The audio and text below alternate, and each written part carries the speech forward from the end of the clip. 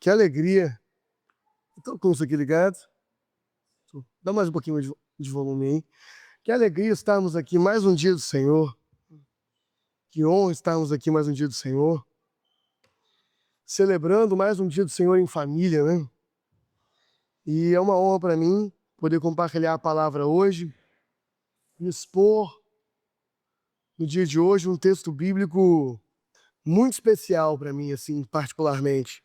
Embora todos os textos bíblicos são especiais, né? Estamos entre séries, né? Acabamos de encerrar a série Conselhos Pastorais. Então, a pregação de hoje ela não está dentro de nenhuma série, mas ela ainda assim será expositiva, né? E hoje eu vou ter a honra de expor, compartilhar com vocês um pouco sobre o texto bíblico que ao longo dos últimos 15 anos aí eu mais tenho refletido sobre. Inclusive eu venho pregando ele desde os meus 16, 17 anos de idade. E ano após ano, na leitura desse texto, mais me envergonha um pouquinho mais, me confronta um pouquinho mais e me desafia um pouco mais, e eu queria compartilhar isso com vocês. Então, te convido a abrir a sua Bíblia em 2 Coríntios.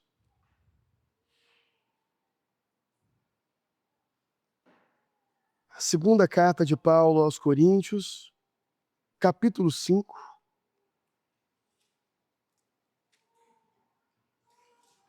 versículo 11. Quando você encontrar, se ponha de pé.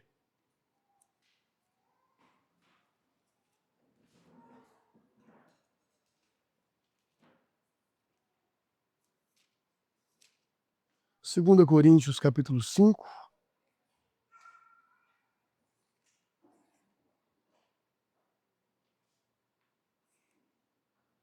versículo 11. Eu compro essas Bíblias pequenininhas, para eu não carregar menos peso, e 2 Coríntios vira uma página só.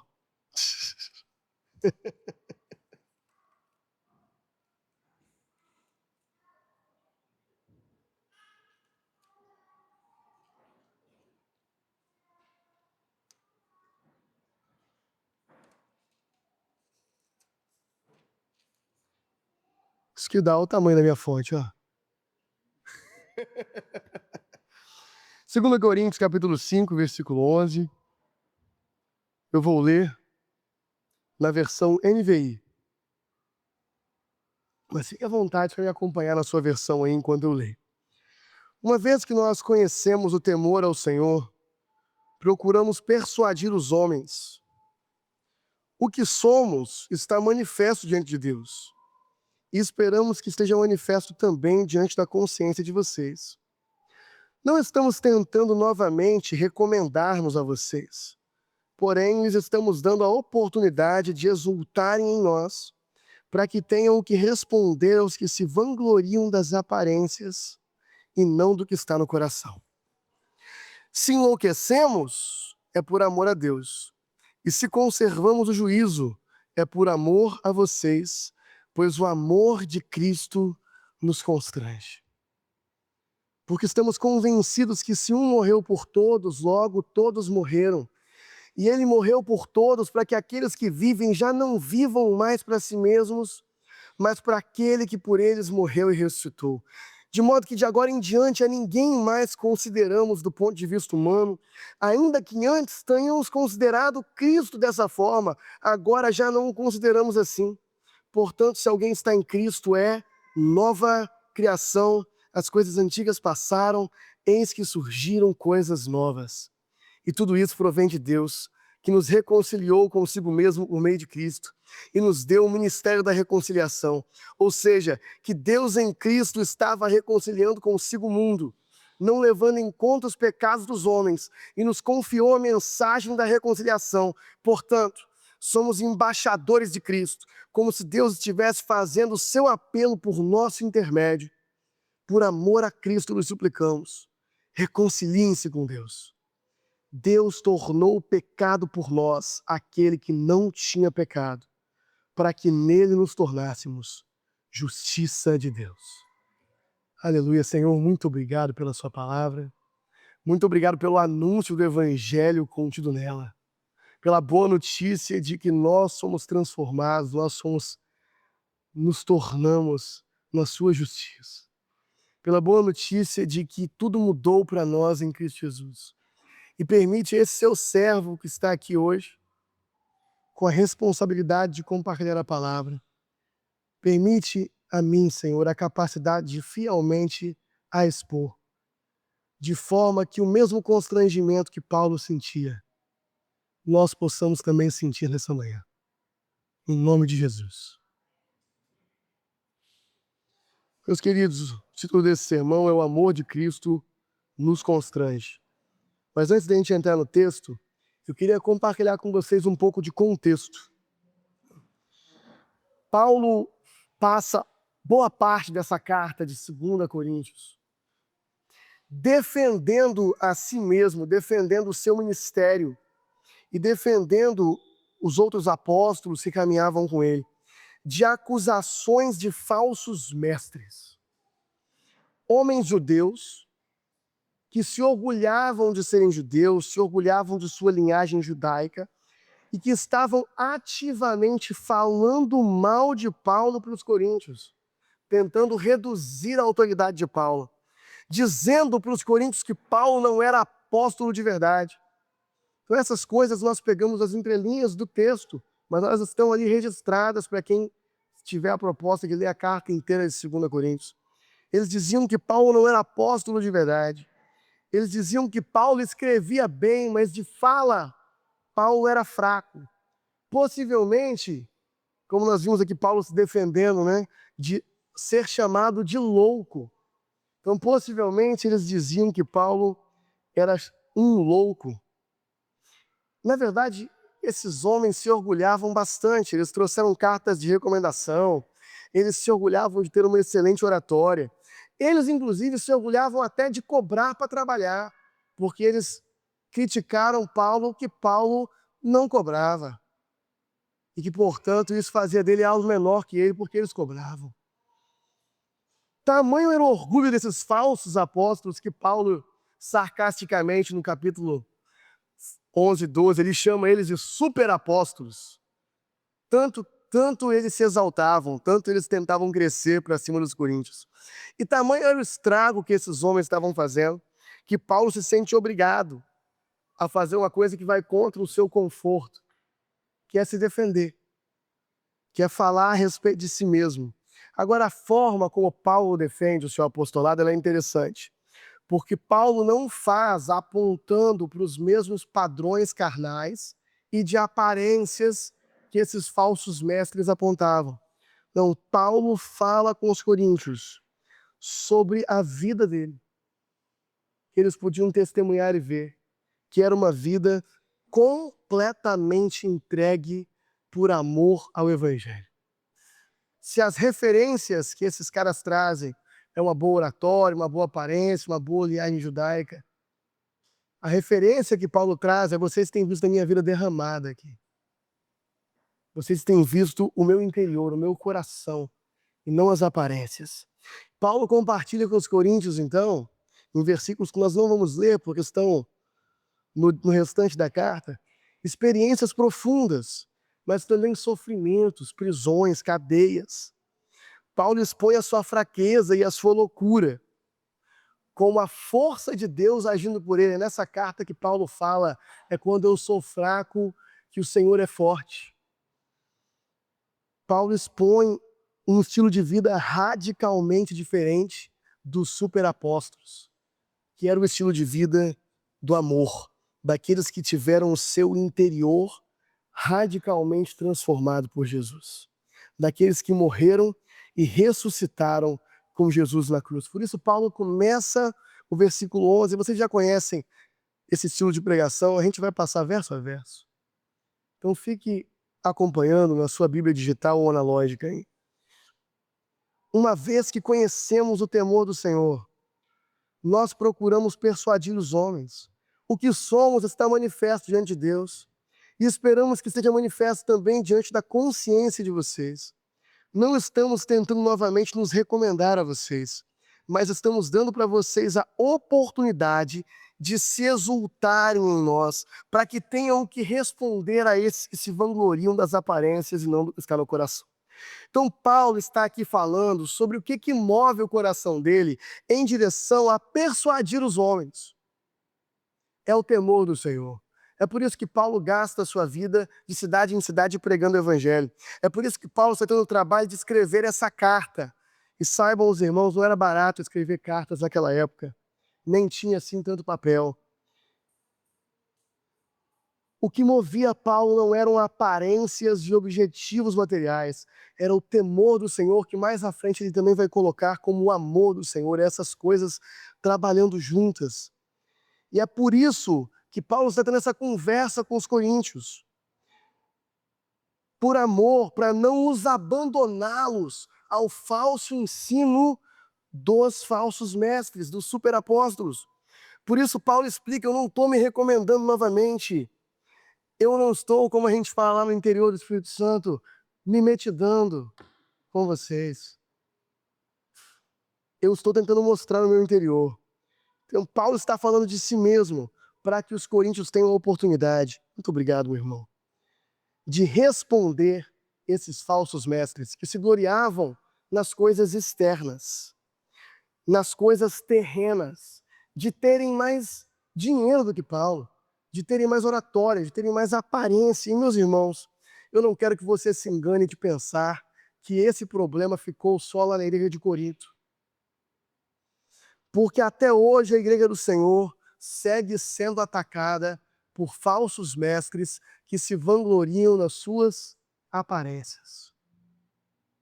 Até hoje nós somos atacados por falsos ensinos que focam nas aparências externas e não na transformação interna.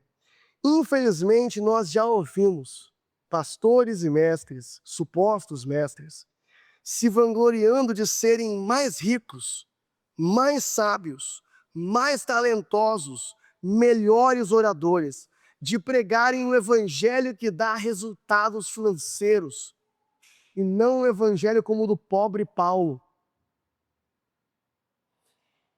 que enfatiza retornos materiais, ou ainda, o que está mais na moda agora, um evangelho que enfatiza a ausência de sofrimento. E pessoas que se vangloriam de ter uma vida assim, sem sofrimento, sem dificuldades, com muitos recursos. Leia 2 Coríntios e você vai perceber que o evangelho que Paulo pregava não dava a ele esse tipo de vida. O evangelho do pobre Paulo o fazia passar por prisões e cadeias, o fazia passar por muitas alegrias, mas também por sofrimentos profundos, ainda que por uma boa causa. Cuidado, meu irmão, porque às vezes nem sempre é um pastor, às vezes é um coach cristão, às vezes é uma pessoa que você ama, que nem é por mal, mas o ensino que mistura o evangelho com retornos e garantia de retornos materiais sempre é um falso ensino. Pode ser um púlpito, pode ser um palco, pode ser um vídeo no YouTube. Não caia nessa. Agora a gente tem que admitir, para não cair nessa, é que nós, inclusive eu, começando em mim, nós somos presas fáceis para esse tipo de evangelho falso. Nós somos presas fáceis para esses líderes que vivem de aparência material impecável. Sabe por quê? Porque nós queremos vidas assim também. Nós queremos vidas impecáveis. Nós queremos vidas como a deles. Então, se nós elegemos para nós líderes que têm isso, nossa razão humana vai nos dizer que nós também vamos alcançar essas coisas. A vida desses homens nos seduz. Nós queremos que a nossa fé nos entregue esse tipo de resultado. Uma vida sem sofrimento, uma vida com materialidade, com conforto. Nós queremos isso. É muito mais fácil acreditar num pastor como superapóstolos. Não achem que os coríntios eram burros. É muito mais fácil nós mesmos acreditarmos num pastor que se comporta como um superapóstolo. Esses que Paulo chamava assim por ironia, do que acreditarmos num pastor que prega o evangelho do pobre coitado do Paulo, do louco do Paulo. Porque acreditar nesse evangelho vai custar. vai custar toda a sua vida. Então é muito mais difícil acreditar em pastores que vão te falar de fato quanto vai custar a vida cristã e qual é a verdadeira recompensa do Evangelho. E o texto vai seguir aqui, eu quero te falar quanto vai custar isso. Vai custar tudo. Vai custar toda a sua vida, inclusive a sua reputação. Olha o que aconteceu com Paulo. Versículo 13. Se enlouquecemos, é por amor a Deus. Se conservamos juízo, é por amor a vocês. Pois o amor de Cristo nos constrange. O amor de Cristo nos envergonha. O amor de Cristo nos domina. Porque estamos convencidos de que um morreu por todos, logo todos morreram. E ele morreu por todos, para que aqueles que vivem já não vivam mais para si mesmos, mas para aquele que por ele morreu e ressuscitou. Uma interpretação possível, como já falei aqui, que os falsos mestres estavam inclusive acusando Paulo de ser louco.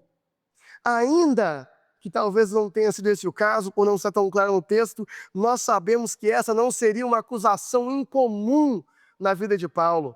Em Atos 26, 24, o governador Festo interrompe a defesa de Paulo e diz: Paulo, você está louco. As muitas letras o estão levando à loucura. Essa fama Paulo de fato tinha. Mas Paulo insiste, se eu enlouqueci.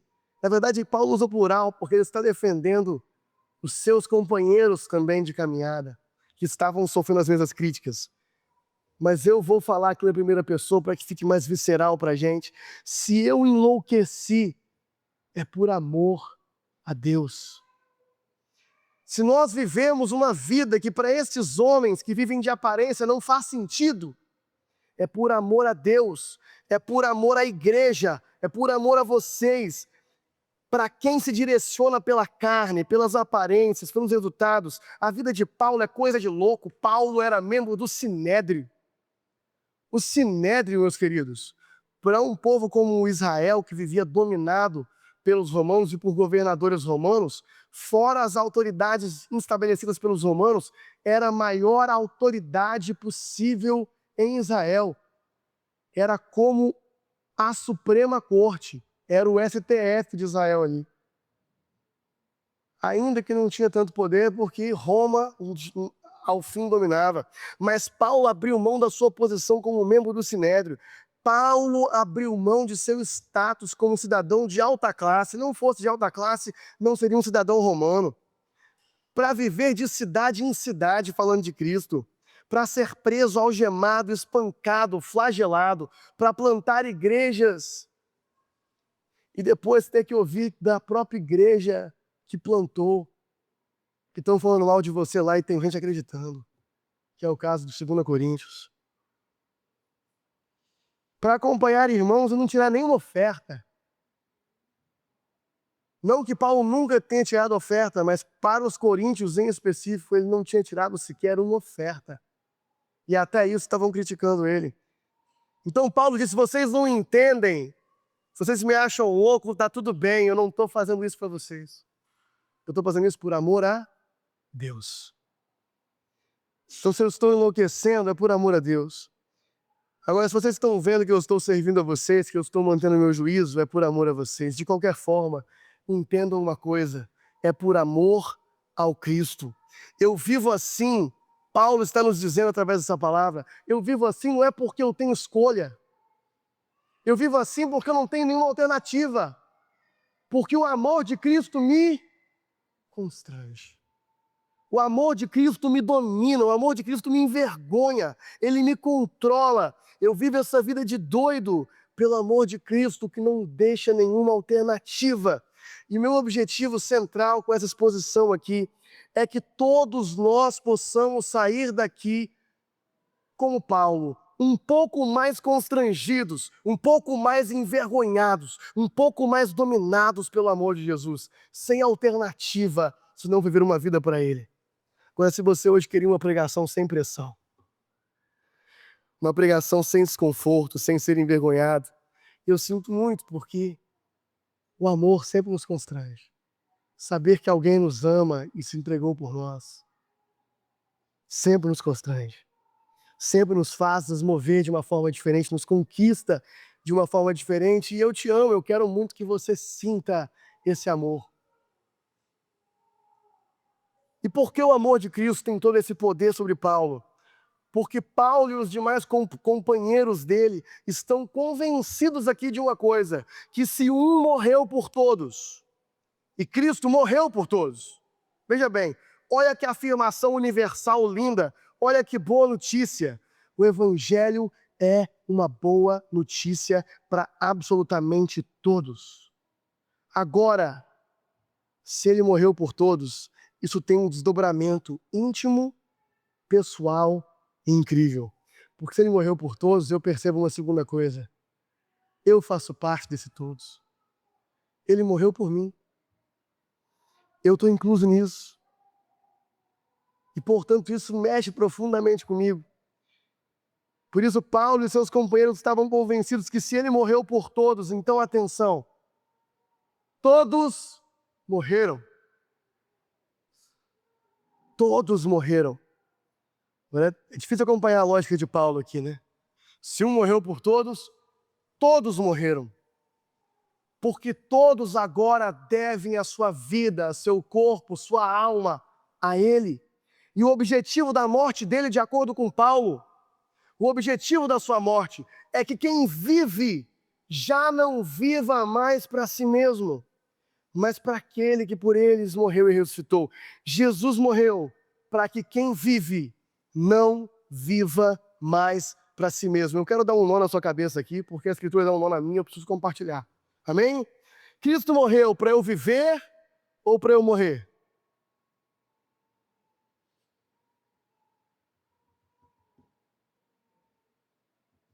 Cristo morreu para eu viver ou para eu morrer?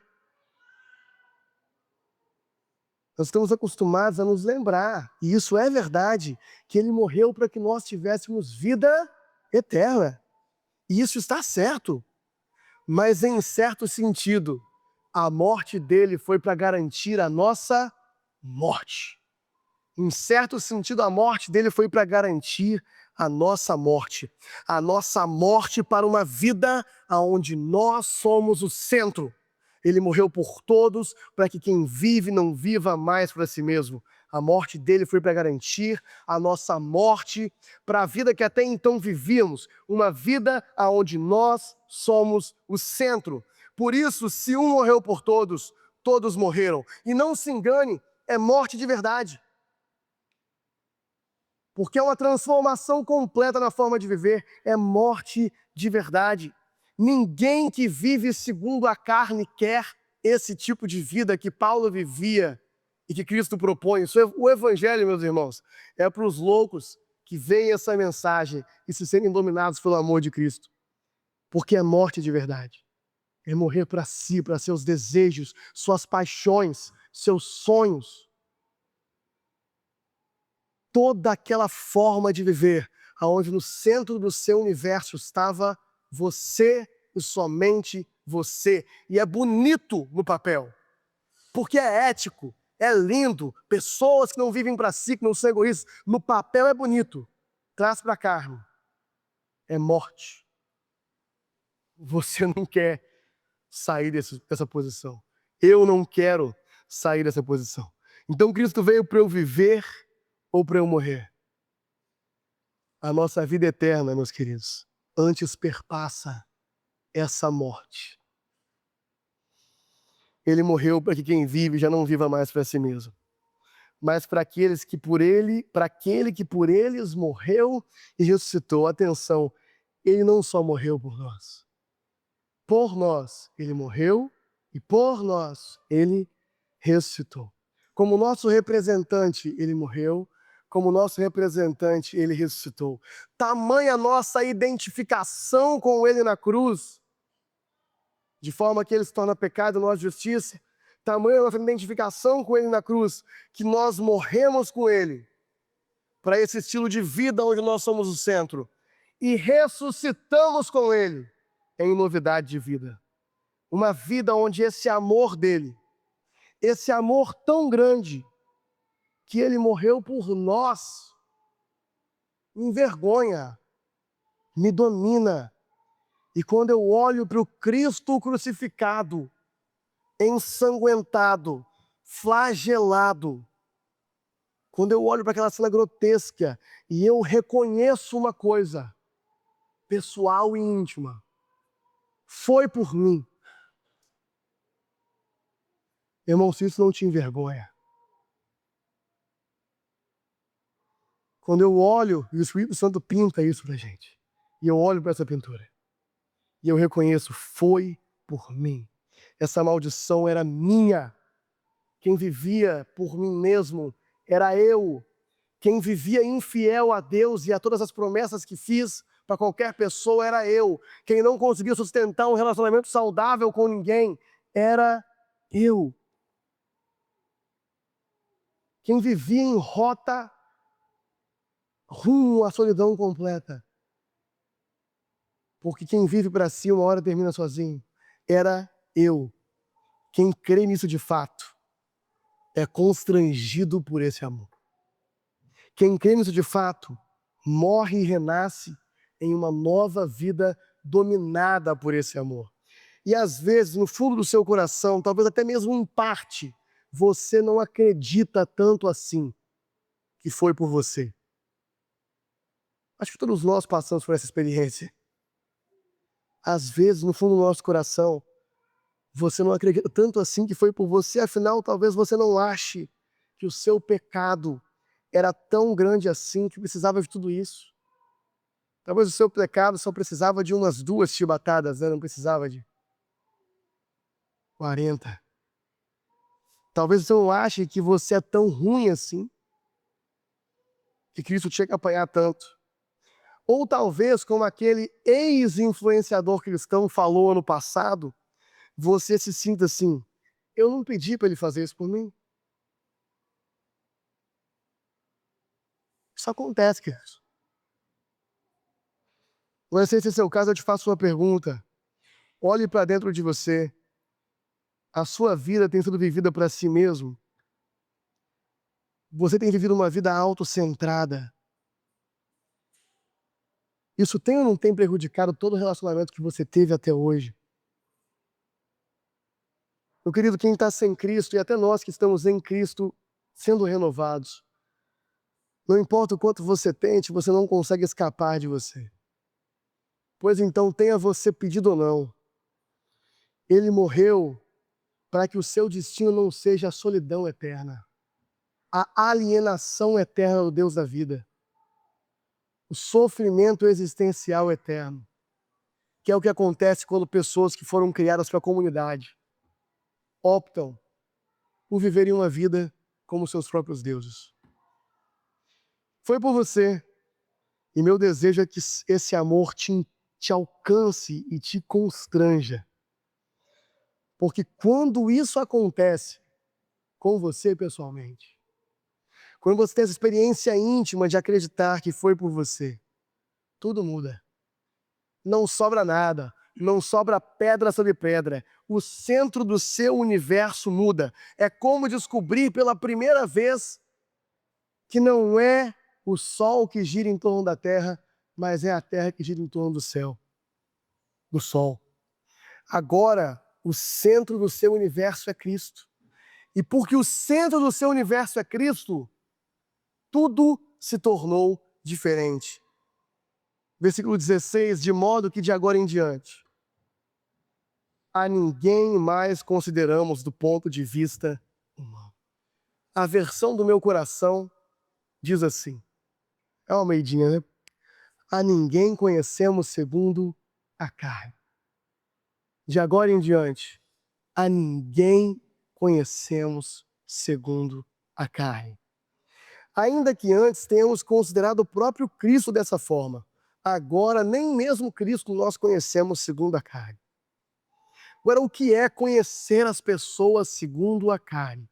Ou considerar as pessoas do ponto de vista humano, como a NVI coloca, numa equivalência de significado, mas que abre mão da palavra carne para não confundir.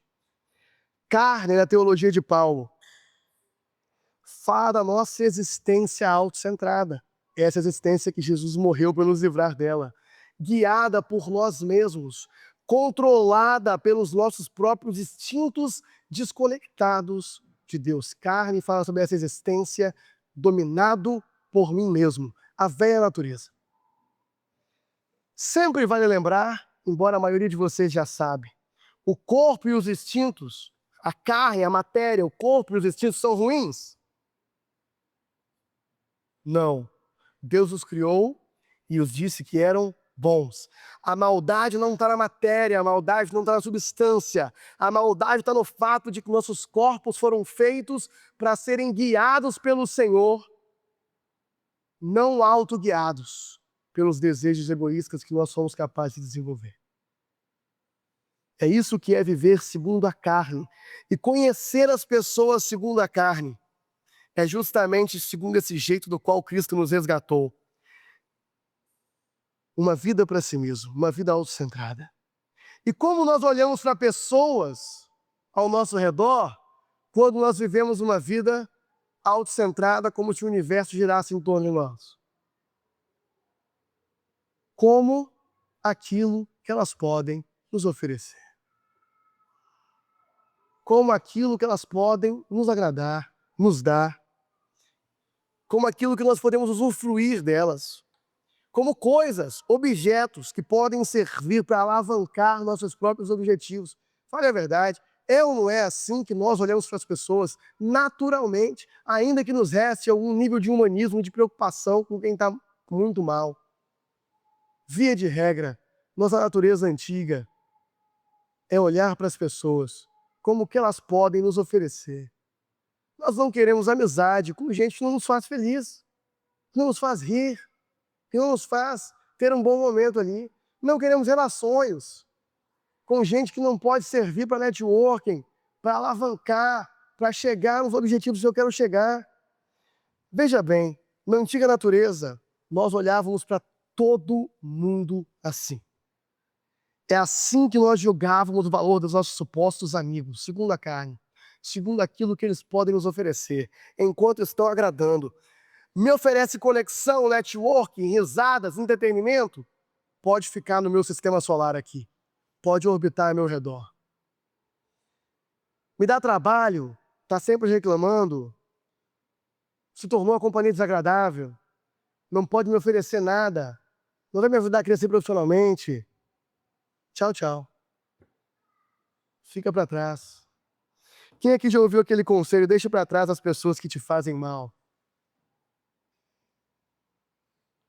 É um excelente conselho para pessoas que se movem segundo a carne. Porque faz todo sentido. Faz total e absoluto sentido. Se não está prestando para a minha autorrealização, eu vou deixar para trás. Mas para os loucos, não. Agora, meus queridos, para nós que não olhamos segundo a carne, esse conselho para de fazer sentido. Porque eu paro de olhar para as pessoas como apenas o que elas podem me oferecer. Eu tenho uma boa notícia para vocês. Nós não conhecemos mais ninguém segundo a carne. Nós não olhamos para as pessoas só pelas aparências, pelo que elas podem nos oferecer de material, ou como os falsos mestres queriam que os coríntios olhassem para Paulo. Olha aí, ele não tem nada para oferecer a vocês, é nós que temos. Não, nós olhamos para cada pessoa a partir do ponto de vista de alguém dominado pelo amor de Cristo e não pelo alto amor egoísta. E nós nem mesmo olhamos a Cristo dessa forma, porque falemos a verdade, como Paulo falou aqui, teve um dia que nós também olhamos para Cristo segundo a carne, que ao olhar para Cristo, o valor que nós dávamos para Ele era aquilo que Ele podia nos oferecer. A morte que nos compra a salvação, os benefícios financeiros que desejávamos, os sonhos que queremos realizar. Ou porque talvez algum dia, tudo que nós sonhávamos era um carro bom, uma casa boa, um emprego bom, uma mulher boa, e alguém, um evangélico, chegou para você e falou assim: vem para a igreja que você vai conseguir tudo isso. Então até Cristo, nós olhávamos segundo a carne. Mas agora nem mesmo Cristo nós olhamos segundo a carne. Porque nós Não pensamos mais sobre a sua morte, sobre algo que aconteceu somente para o nosso benefício. Meus queridos, olha que coisa absurda. Olhar para Cristo segundo a carne é olhar para a morte de Cristo como algo que me beneficiou e parar por aí. Que bom que me beneficiou. Sigo vivendo. Olhar para Cristo segundo a carne é ver apenas o que Ele fez por mim, sem vontade nenhuma de imitar o exemplo dele. Eu não sou maluco? Paulo que é. Porque desse ponto de vista, eu faço de Cristo meu servo. E um servo onipotente ainda por cima, que pode me dar tudo o que eu quiser. Mas graças a Deus por Jesus Cristo, nós não olhamos mais para Cristo dessa forma, amém? Nós não conhecemos mais a Cristo somente segundo a carne, porque esse amor dele, ele me envergonha, ele me constrange, ele me faz olhar para o mais desgraçado do meu próximo, para o mais chato, para o mais tóxico, para o mais difícil de lidar, e lembrar que para Deus, um dia eu também era insuportável, que Deus também teve que lidar com o mau cheiro de quão tóxico eu era, de quão complicado de lidar eu era. Mas ainda assim, Cristo morreu por nós, enquanto ainda éramos pecadores. Então eu não consigo mais olhar para o sacrifício dele, somente segundo o que ele pode me beneficiar, e não permitir que isso mude a forma que eu olho para você, para você, para você, para o meu próximo.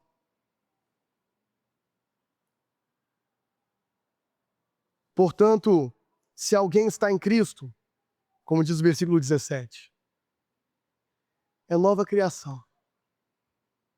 As coisas antigas já passaram. Eis que surgiram coisas novas. É uma forma de viver, meus queridos, completamente diferente.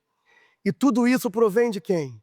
Provém de Deus, que nos reconciliou consigo mesmo por meio de Cristo e nos deu o ministério da reconciliação, ou seja, que Deus em Cristo estava reconciliando consigo o mundo, não levando em conta os pecados dos homens, mas confiando a nós a mensagem da reconciliação. Portanto, como eu olho para o próximo agora? Portanto, nós somos embaixadores de Cristo, como se Deus estivesse fazendo o seu apelo por nosso intermédio. Por amor a Cristo, nós suplicamos, reconciliem-se com Deus. Deus tornou o pecado por nós aquele que não tinha pecado, para que nele nos tornássemos justiça de Deus. A voz do Deus que criou todas as coisas, como nós cantamos aqui hoje sobre, pelo poder da sua palavra, agora através da pregação do Evangelho, a palavra de Deus no Evangelho está criando também coisas novas, pessoas novas, uma criação completamente diferente. E isso vem de Deus, isso vem de graça, porque não foi a gente que foi até a cruz se reconciliar, mas foi Deus que estava em Cristo na cruz reconciliando o mundo consigo. Nós é que quebramos o relacionamento. Quando quebramos? Quando começamos a nos comportar como deuses para nós mesmos, desde Adão e Eva. Mas é Ele que nos reconcilia com Ele mesmo. E Ele nos dá, então, o ministério da reconciliação. Olha esse mistério, eu vou explicar isso aqui agora, e eu realmente espero que isso aqui seja bom o suficiente para você dar um glória a Deus aqui. Veja bem, olha que coisa louca. Assim como Deus estava em Cristo, reconciliando consigo o mundo, agora Deus está em nós, fazendo um apelo à humanidade de reconciliação. É legal, né? Cara, é coisa de louco. O Deus que estava em Cristo na cruz está agora em nós, fazendo um apelo de reconciliação para todo mundo. Por isso nós temos esse ministério da reconciliação. Então eu volto à minha pergunta, como nós olhamos as pessoas de uma forma diferente que não é segundo a carne? Nessa nova realidade, aonde o amor de Cristo nos domina, e nós não olhamos para as pessoas somente pelo que elas podem nos oferecer. Como é que eu vejo o padeiro, meu irmão? Como é que eu vejo o caixa do supermercado? A enfermeira, o garçom? Como que eu olho do meu chefe? Como que eu olho para meus empregados? Como é que eu olho para os irmãos aqui na comunidade? Como nossos irmãos em potencial.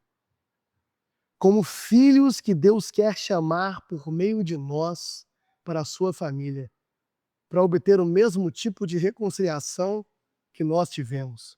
O amor de Cristo nos constrange. Eu fui alcançado sem merecer. Eu não posso olhar para alguém como menos do que um irmão em potencial. Alguém que Deus quer que descubra que na verdade é irmão. Que por meio do nosso amor, o amor de Cristo nos dominando, nos torna pessoas que amam.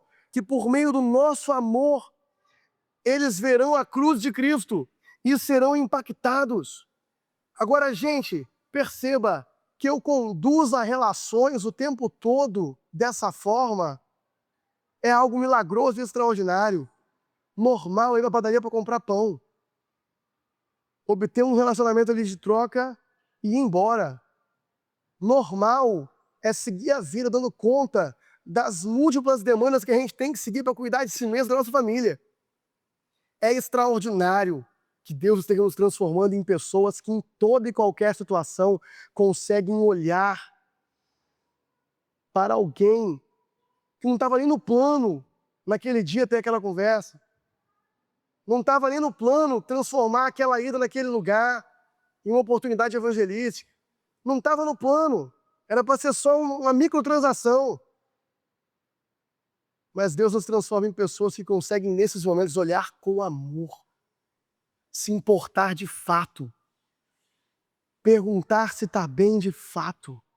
Demonstrar amor de fato. Quem sabe, né? Voltarmos em lugares que não fomos assim tão bem tratados porque não desistimos daquelas pessoas.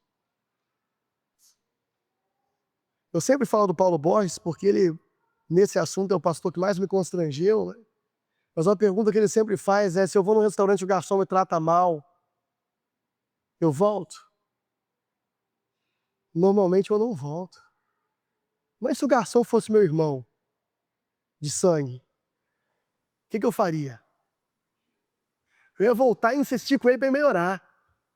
Voltar até um pouquinho mais chato daqui aquele dia. Porque eu sei que o emprego dele está na linha. Como é que eu lido com os prestadores de serviço para que eles sejam pessoas e não só prestadores de serviço? Ou mesmo com meus familiares, mesmo com a minha esposa. Mas com esse amor de Cristo que nos domina.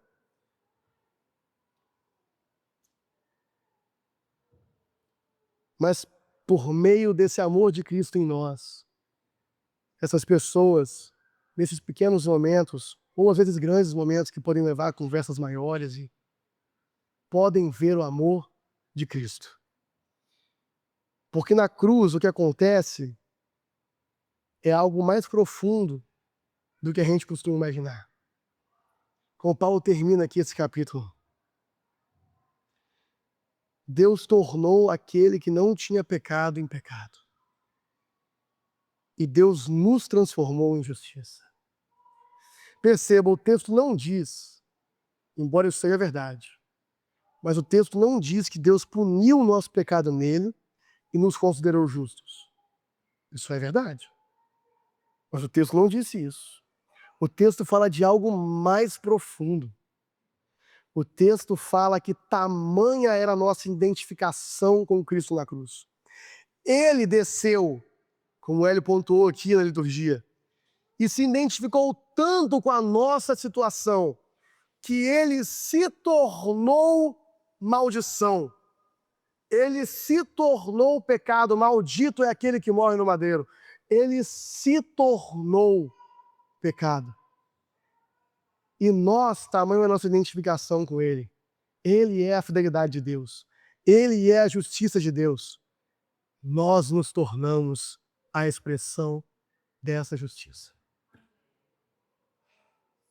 De forma que esse ministério da reconciliação que nós recebemos não é somente sobre falarmos uma mensagem.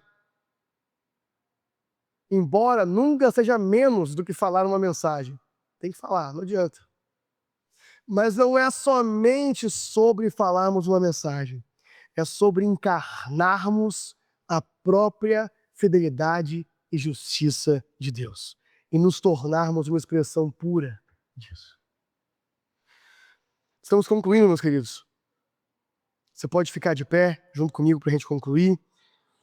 Se o Ministério de Música quiser vir aqui à frente. E que jornada nós temos à frente? Abandonar a velha forma de pensar. Parar de olhar para tudo à nossa volta em função do que me beneficia e do que não me beneficia.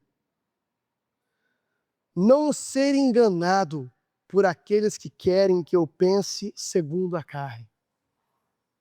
Aqueles que querem me seduzir com as suas vidas luxuosas e fáceis. O Evangelho, meus amigos, a vida cristã não é sobre bens materiais ou aparência externa, ainda que Deus, às vezes, nos agracie com essas coisas, ainda que alguns de nós talvez tenhamos uma vida confortável. Mas se de fato entendemos o valor do Evangelho, essas coisas para nós não valem nada. E estão à disposição de Deus na hora que Ele pedir. De forma que se temos bens materiais, se temos aparência, que sejamos capazes de, se algum dia ouvir o chamado do jovem rico, dá tudo. Que a gente não resista. Porque o que temos em Cristo vale muito mais. E agora permitir que o amor de Cristo nos constranja, nos domine, ao ponto de que, assim como Paulo, nós possamos ser taxados de loucos, porque ninguém entende por que essas pessoas amam tanto, por que eles levam tanto prejuízo amando os outros, por que eles não se importam de ser taxados de bobos, porque eles continuam se entregando. Permitir que o amor de Cristo nos domine a tal ponto que isso que a gente falou aqui não seja só bonito e ético, mas que nós nos sintamos que não tenha nenhuma alternativa. Eu não tenho alternativa se não viver assim, é o que Paulo escrevia. Que a gente não consiga enxergar outra opção, tamanha a nossa compreensão do amor de Cristo. Permitir que o amor de Cristo nos domine a tal ponto que nós não olhemos mais para as pessoas segundo a carne. Permitir que o amor de Cristo nos domine a tal ponto que nós nos transformemos na voz de Deus, convidando as pessoas para a sua família. Permitir, meus queridos, que o amor de Cristo nos domine a tal ponto que nós nos tornemos uma expressão pura da justiça dele. Não precisa se esforçar, irmão. Essa pregação não é para ser um peso, não. Não precisa se esforçar para isso, porque o amor de Cristo faz isso para a gente. Só precisa contemplar esse amor. Precisa ganhar a compreensão cada vez maior do tamanho desse amor. O esforço é para tirar a carga da frente e deixar o amor trabalhar. Porque ele já está aqui dentro. O esforço é para parar de resistir a esse amor que já tem te constrangido se você tem Cristo. E recebê-lo hoje, caso você não tenha. É tirar a sua carne da frente, quebrantar, é entregar a sua carne em sacrifício por amor a Cristo. Mas não é para fazer isso não, porque o amor de Cristo produz isso em nós. E a minha oração hoje é para que Ele continue aumentando cada vez mais a sua e a minha percepção desse amor. Eu queria deixar umas perguntas para a sua reflexão, depois eu vou mandar no grupo de comunicados, com as notas do sermão. Que você pense sobre isso essa semana, pelo que eu tenho dirigido a minha vida, pelos meus desejos e ambições, ou pelo amor de Cristo. E para que eu de fato consiga avaliar isso de forma não subjetiva, quais foram as últimas 2 grandes decisões que eu tomei? E o que foi o fator determinante nelas? Foi meus desejos e ambições? Ou foi o amor de Cristo me constrangendo a tomar aquela decisão? Que pessoas em minha vida eu tenho tentado ativamente me aproximar porque eu tenho olhado elas segundo o que elas podem me oferecer? Que pessoas em minha vida eu tenho tentado ativamente me afastar, porque eu tenho olhado para elas somente segundo a carne.